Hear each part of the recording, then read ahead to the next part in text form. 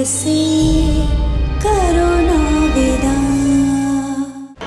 राजमहल के लोग हमारे घर की बहू बेटियों के साथ जोर जबरदस्ती तो कर सकते हैं, पर उन्हें अपने घर की इज्जत नहीं बना सकते।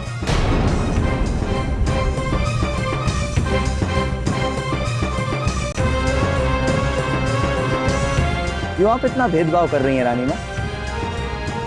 बोलिए, जवाब दीजिए। जवाब दो, जवाब दो,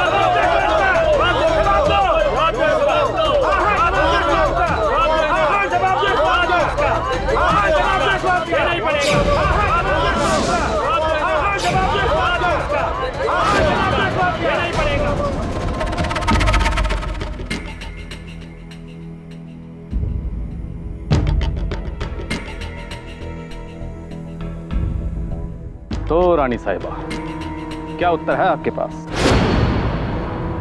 है कोई उत्तर इनके प्रश्नों का? कैसे होगा? आप आज तक इन्हें एक धोखे में जो रखती आई हैं, एक भ्रम में कि आपकी दृष्टि में सब समान हैं, कोई छोटा नहीं, कोई बड़ा नहीं, सब बराबर। पर वास्तव में ऐसा नहीं है।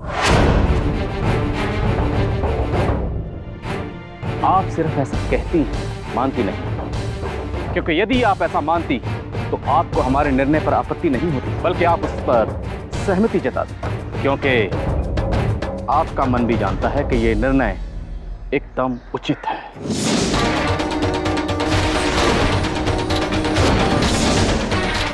क्यों रानी साहब, कुछ बोल नहीं रही आप? शुद्धिकरण वाले दिन तो आप नारीवाद के ऊपर हमें बड़े ऊंचे स्वर में भाषण दे रही थी कि हमें रेवा को नया जीवन देना चाहिए, उसकी खुशियों का ख्याल रखना चाहिए, उसकी पवित्रता की दुहाई दे रही थी ना। आज क्यों चुप हैं? अब बात जब अपने घर पर आई तो हमारी वही मौड़ी अपवित्र हो गई। आज रेवा आपके घर की बहू बनने योग्य क्यों नहीं है? जवाब दीजिए।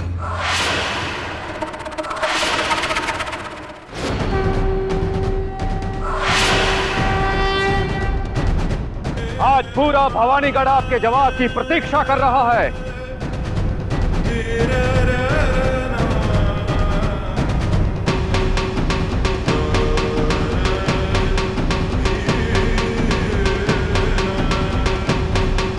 कैसे हो जाने दूं ऐसे?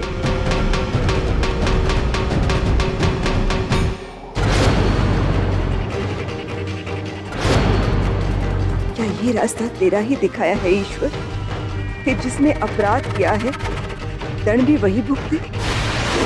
अगर ऐसा है प्रभु, तो मुझे आपका ये फैसला मानना ही होगा, मानना ही होगा, मानना ही होगा।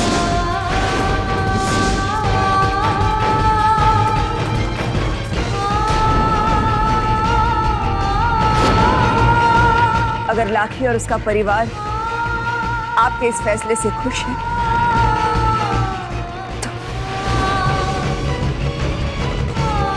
तो हमें भी ये फैसला मंजूर है।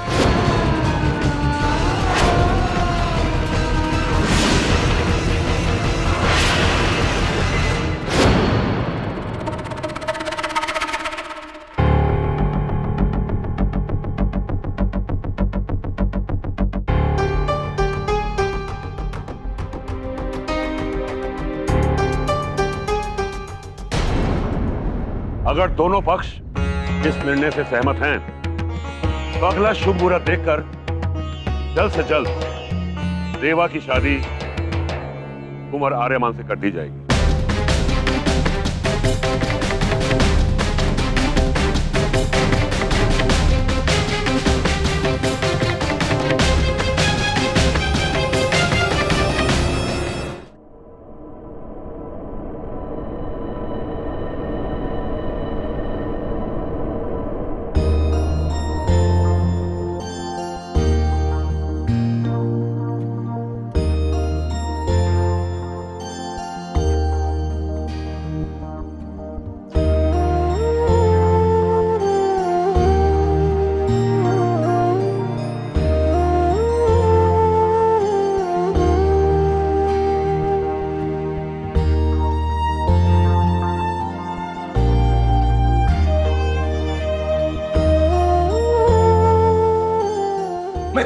खाता हूं, जब तक मैया मेरी बच्ची के जीवन की खुशियों को वापस नहीं लौटा देती, जब तक उस पापी को दुनिया के सामने लाकर हमें न्याय नहीं दिलाती, मैं अपने हाथों से मैया की मूर्तियां कभी नहीं बनाऊंगा।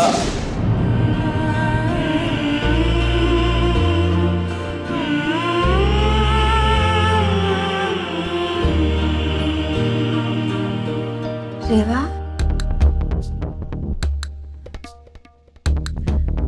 पंचायत का फैसला है कि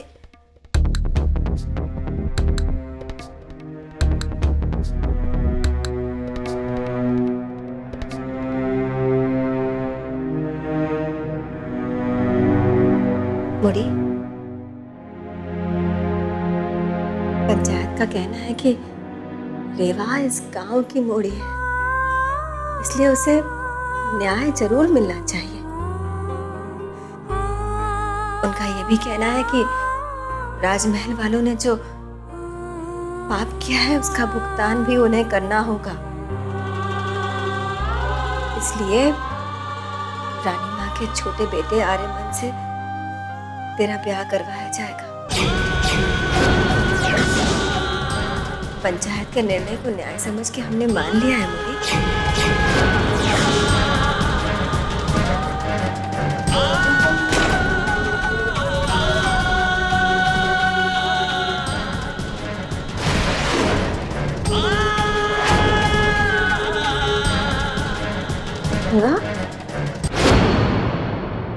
बेटा, मुझे मैं नहीं जाना, मुझे यही रखो, मुझे कहीं नहीं जाना बापू, मुझे नहीं जाना, मुझे मैं नहीं जाना। बस रेवा, बस। ये लोग बस तेरी मर्जी पूछ रहे हैं बेटा। जो पंचायत की मर्जी मां तेरी मर्जी नहीं है तो कोई जबरदस्ती थोड़ी ना है। चले जाएंगे, ये गांव छोड़कर कहीं दूर चले जाएंगे।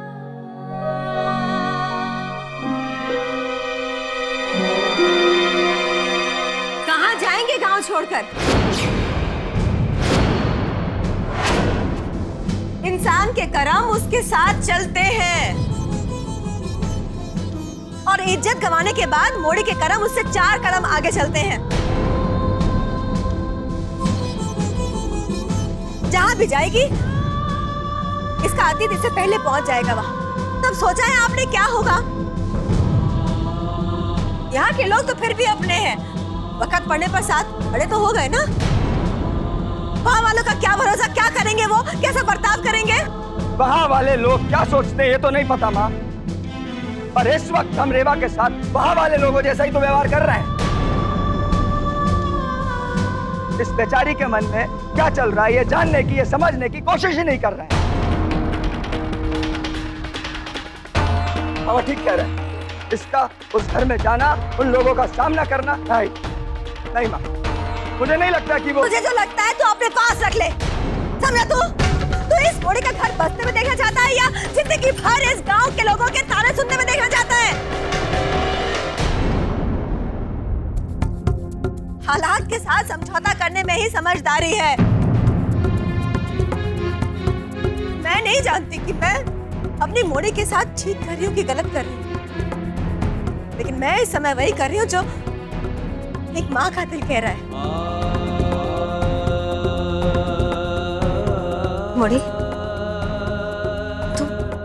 तू चिंता मत करना, रानी माँ तेरा बहुत ध्यान रखेगी। जहां तक हो सकेगा उस पापी को तेरे आसपास भी नहीं आने देगी। हाँ,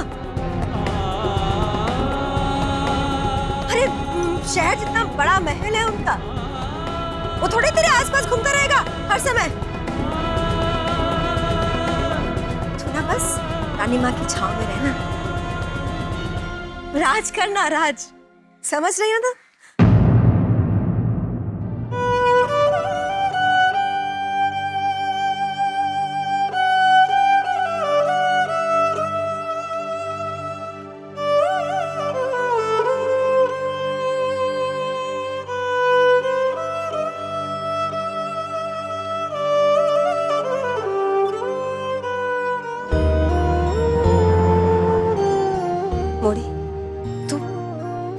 अपने बाबा की चिंता मत करना।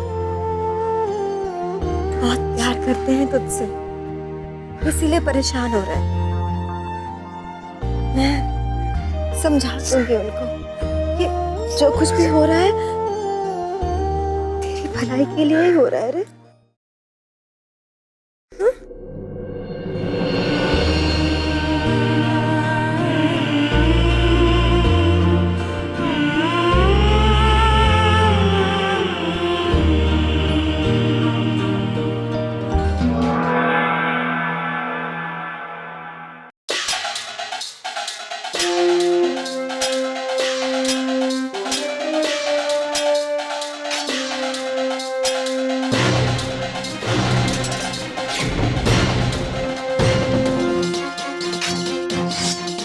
आर्य, क्या हुआ दाई माँ?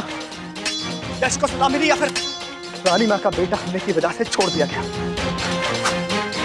पंचायत ने अपना फैसला सुना दिया और सजा यश को नहीं, आपको मिली है आर्य कुंवर। आपकी सजा ये है कि आपको उस मौली के साथ विवाह करना है। विवाह।